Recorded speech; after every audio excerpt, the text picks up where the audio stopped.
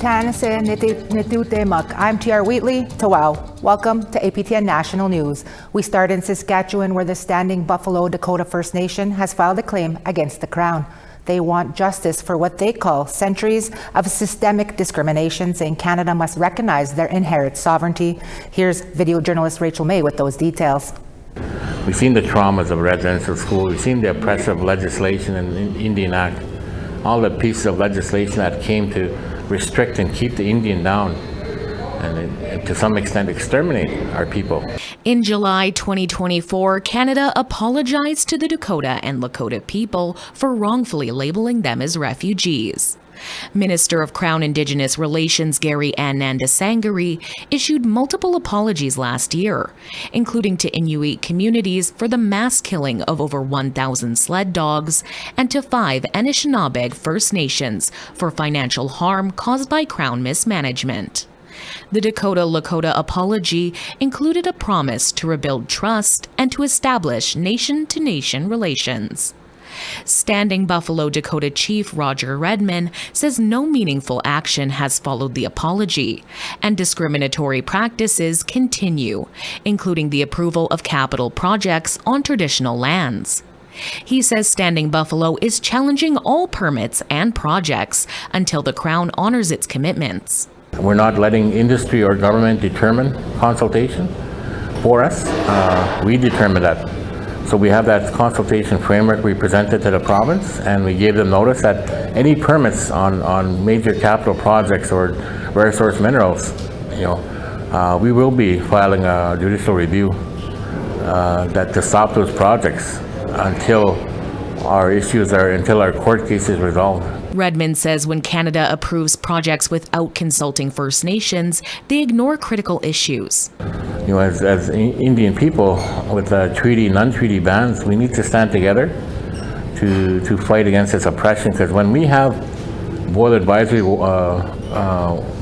issues on the reserves, lack of housing, overcrowding, living in poverty, third world poverty, why across the road are these industries coming in making billions of dollars across from our communities?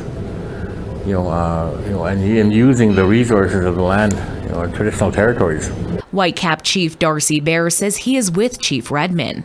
In an October 2024 letter to Chief Bear, Crown Indigenous Relations Minister Anandasangari said he had directed his officials to work with Whitecap on a reconciliation treaty. To sit down with us and co-develop a parity model, and it's going to talk about compensation, so you can take that to cabinet, and that is yet to happen. And that letter was from October 17th of 2024, and no action to date. And so, from our perspective, Canada's been acting in bad faith. Bear says Whitecap filed its own claim in December, citing a breach of Crown honor. Both nations want Canada to issue an apology for their failure to uphold their promises and to act in good faith going forward. Rachel May, APTN National News, Saskatoon. Thanks for that, Rachel. The family of Jordan River Anderson celebrated the 20-year anniversary of the creation of Jordan's Principle in Winnipeg recently. Jordan was 5 years old when he passed in 2005. He lived in a Winnipeg hospital his entire life while waiting for the federal and provincial governments to decide who should pay for his home health care. With more, here's Sav Jonesa. In Winnipeg, supporters came out to bear witness to the 20th anniversary of Jordan's Principle, named after the late Jordan River Anderson. Fuzzy mascots, blue teddy bears, and inflatable bouncy castles stood as reminders of the spirit of childhood. His father, Ernest, was emotional from the turnout. And I'm really grateful about that it's unbreakable. Jordan was born in 1999 with multiple disabilities. Though deemed fit to live in a home appropriate for his medical needs at age 2, Anderson instead spent the rest of his life in hospital while the federal and provincial governments fought over who should pay for his on-reserve, home-based healthcare. After years of waiting, Anderson died at age 5 before ever living with his family in Norway House, Cree Nation. I want everybody to remember that Jordan was loved by his whole family. He had a mother, he had a father, he had 5 brothers and 6 sisters. and we all cared about him very much, and we all wanted him back home. Soon after his passing, Jordan's principal was created in his memory so the needs of First Nations children would not be delayed by jurisdictional disputes again. His sister, Jerlene Sullivan, says his family is honored that his legacy is carried forward, and they will continue advocating for what Jordan's principle stands for. We see Jordan's spirit everywhere in all these children that gathered here today, that we fight. That he is fighting from the spirit world. He is a spirit warrior, and that he is our hero, and that he fights for every First Nation child in Canada. Sav Jones, APTN National News, Winnipeg. Tapwegi Chisav. 2 years after receiving a kidney transplant, a Mi'kmaq youth's dreams are coming true. He's going on the trip of a lifetime through the Make-A-Wish Foundation. Here's Angel Moore with that story.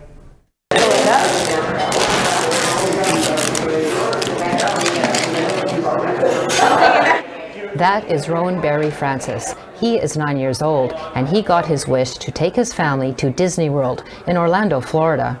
I was surprised. It's a full-on surprise. I didn't know what I was doing. Rowan is a typical young boy and plays his favorite game, baseball, at the field in his community of the Eskasoni First Nation in Unamagi, Mi'kmaq for Cape Breton. But 2 years ago, Rowan's kidney went into failure, and he was on dialysis for 6 months. Sophie Francis is Rowan's mom and was in the process of donating her kidney, but Rowan became very sick and needed one immediately. An anonymous donor was a match. When you get a kidney transplant, it's only a temporary fix. Eventually, Rowan's kidney might go into rejection, and then you'll have to do the process all over again. So they estimate around 10 to 15 years. Rowan is happy to no longer be on dialysis. I feel wonderful lucky. It took me 7 months to get a kidney, and I feel very lucky. The wish was granted at the Elduek Art Centre in Sydney, Unamagi. Rowan is taking his grandparents, Barry and Frederica Francis, to Disney World. We want to thank Make-A-Wish Foundation for granting Rowan a wish. And it looks like we're going to have a lot of fun because Rowan is an amazing kid. And we have been through a long, long journey and a lot of stress. And we thank God for everything. Rowan's wish was also sponsored by the seafood company Clearwater, which is 51% Mi'kmaq owned. Jerome Jones is a company representative and says Clearwater has supported Make-A-Wish for the last 20 years. And it makes a difference. Something small gets something massive. So you can see from what he's looking like now with all his family, it's been a pleasure to be involved with. The Francis family is close and often gather at the family home. Well, that's an inquest without the widget. Sophie says in Mi'kmaq that she's happy Rowan is well and he wants to share his journey. A journey that also means keeping himself healthy. I have to stay on low sodium diet, and I got to take my medicine, my pills, and I have to do a lot of water, and it's kind of hard to do stuff when you're little like me. Rowan is grateful for the support of his family and his community. I gotta take care of that kidney, so I'll be fine. According to the Kidney Foundation of Canada, 1 in 10 people in Canada have kidney disease, and over 3,000 people are waiting for a kidney transplant. Angel Moore, APTN National News, Eskasoni First Nation, Unamagi, Nova Scotia. Thank you. Great story, and congratulations, Rowan. We're always looking for your feedback or story ideas. Here's how you can continue the conversation. If you have a story you want to share, send us an email to news@aptn.ca. Or if you want to read more news from us or watch our stories you just saw again, go to aptnnews.ca. You can also find us online on your favorite social media sites, including TikTok, YouTube, LinkedIn, and X. Follow APTN News to join the conversation and see our latest stories.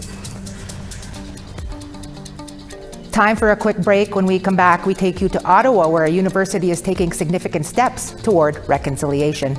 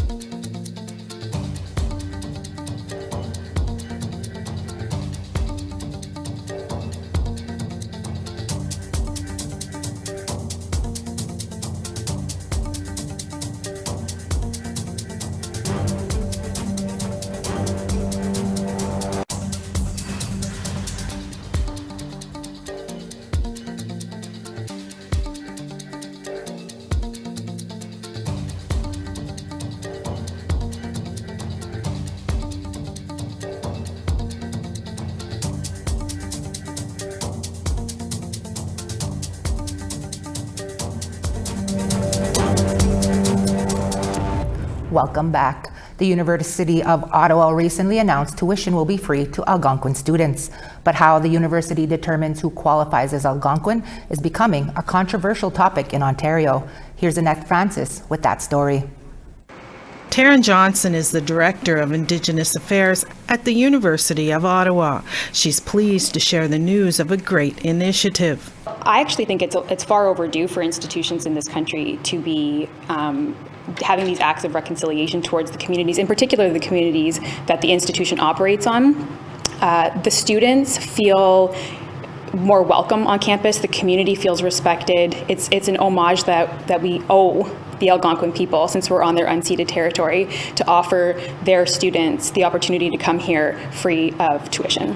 Johnson, who is Anishinaabe from Georgina Island First Nation, says the waiver is a large part of the university's indigenization plan. Last year, the university unveiled a 77-foot living wall that features over 8,000 plants. Since then, there's been more art added on the campus. Johnson says the latest initiative took a lot of collaboration and planning behind the scenes. Those eligible must be from one of the federally recognized Algonquin communities in Ontario and Quebec. There's 10 Algonquin communities that are eligible for the tuition waiver. We did that through the Algonquin Anishinaabe Nation Tribal Council, the Algonquin Nation Secretariat, and Pikwakanagan. The 10 communities were identified by them, and so what happens is the students apply as usual through their post-secondary funding, and then the band offices will send us the lists of eligible students, and they will receive the waiver. According to Johnson, the university is also looking at offering more programs. We're working on expanding our Institute of Indigenous Research and Studies. Right now, Indigenous Studies is only offering for undergraduate studies. We'd like to move that into graduate studies. And we like to develop some micro programs so there's more accessibility for communities to be able to access university level programming without having to be full-time students. Eligible students can apply now for a September start, but they must be enrolled in an undergraduate master's or doctoral program of study. Annette Francis, APTN National News, Ottawa. Naskomitin Annette. The Cody First Nation in Saskatchewan is celebrating a meaningful development at their new arena with the Saulteaux language welcoming visitors. CTV's Freshina Declout brings us this detailed story. A new sign with a significant message straight from Treaty 4 in the language of its home nation. It's a quote from not the exact quote, but it's something that the treaties represent. As long as the sun shines, as the grass grows and the river flows. For years, First Nations weren't allowed to use their languages due to the residential school system. Now, the Saulteaux language is on proud display on the Cody First Nation arena for the entire nation, its visitors, and especially its young people to see. They're bringing this Saulteaux Nation language back to our younger kids to show them how to talk and all that, because I wasn't taught that really. Our visitors and our guests to our community are also going to be able to see our language, and they're going to ask questions, and they're going to build their curiosity, and they're going to ask, what does that mean? During the ceremony, the mayors of nearby Kamsack and Yorkton, Beth Dix and Aaron Kinley, talked about the celebration of culture, identity, and language.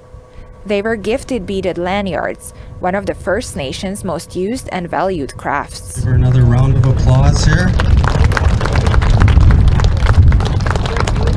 The event ended with a friendly hockey game between the RCMP and local players. It's something that's good for our young people, not only to participate but to enjoy playing adults and members that you see like the RCMP and local people from Kamsack, Yorkton. That's good. It's time that we just share each other's happiness. The significance of the new sign lies in the preservation of their language and through that, their culture. Freshina Declout, CTV News, Cody First Nation. Our languages are so beautiful. And here are the results of last week's web poll questions. We asked on our website, aptnnews.ca, has your family been impacted by the MMIWG2S plus epidemic? 57% voted no, they weren't, and 43% had said yes, they have been impacted. Next, Should Indigenous communities or organizations turn to the courts to stop Hudson's Bay from auctioning off ceremonial and sacred items? A majority had voted yes at 67%, 27% said no, while 6% were unsure. And lastly, we asked, do you feel you're properly prepared to deal with the upcoming flood and wildfire season? 50% had said no, 34% had said yes, while 16% were unsure. Thanks to all those who took the time to vote. Our next set of questions will be on our website, aptnnews.ca/polls, to have your say. And time now for one last break. When we come back, Dennis Ward talks to a treasure hunter in search of $1 million. Stay tuned.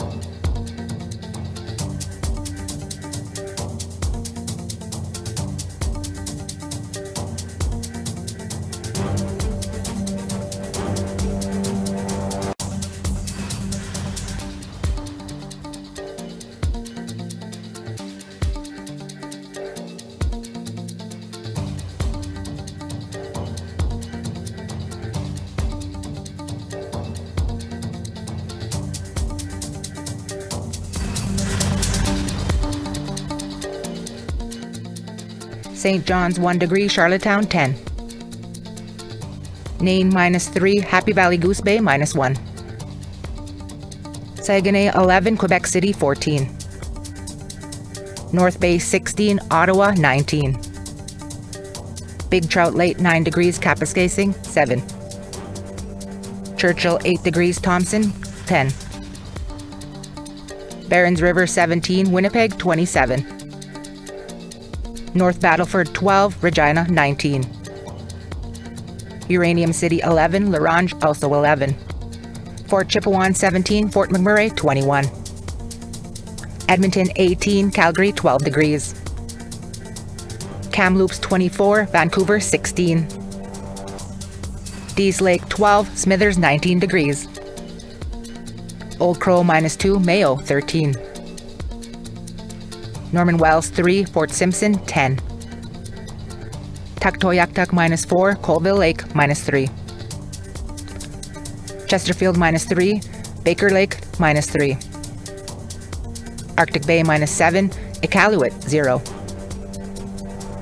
Welcome back. The quest to find $1 million worth of lost British gold coins meant to quell the Métis Red River resistance is the focus of a new show on APTN. Red River Gold follows 3 Métis treasure hunters as they travel the Old Dawson Trail in search of the missing gold. For more on the show, here's Dennis Ward with Métis musician, entrepreneur, and treasure hunter Memphis Pambrin. Memphis, thanks so much for being with us here. Can you give us a bit of a rundown about Red River Gold and the missing coins? Red River Gold is a $2 million gold treasure hunt, pure and simple. And the reason the story is so important is during the late 1800s, during the colonial period when Canada's trying to move across Canada, and the British are supporting the changing government. In Rupert's Land, the Métis community in Louis Riel had a provisional government. But what happened was the colonialists didn't really like that the Métis were on that land, and they were having treaty with the First Nation groups. But when it came to the Métis, they said, well, listen, let's come up with a better idea to move you folks out of here. And because Louis Riel didn't seem overly receptive, they were shipping out 400 ounces of gold. And that gold was to pay the soldiers to put down Louis Riel and the Red River Resistance. And the story, the many stories that I'm finding along the way are soldiers who were carrying the gold, it went lost or missing. And not one gold sovereign has ever been found. It's never been reported. Therefore, as long as the Royal Mint is in belief, that gold is still out there. And that's the storytelling I want to share. Well, that is quite a tale to share. Memphis, you're a musician, an entrepreneur. How did you get involved with this show? So I had a podcast, did 100 episodes, and my goal was to try and interview people within all the Indigenous communities and people outside the Indigenous communities to have an understanding of building cultural relationships. And a friend of mine helped me take that podcast from a small little podcast to almost a variety show. And that director, his name was Saxon DeCock, and he's Métis, and he's an award-winning director. And as we were working together, we were doing research, he's doing research, and he said to me, Memphis, did you ever hear the story of the lost gold? And I said, growing up, these were tales that we were a little bit familiar with, but not something that I'd spent my youth suggesting that I had to do, but it was something in the back of my mind thinking, someday if I ever have the opportunity, I'd sure like to look for it. And then one day he called me up and he goes, do you want to search for that lost gold?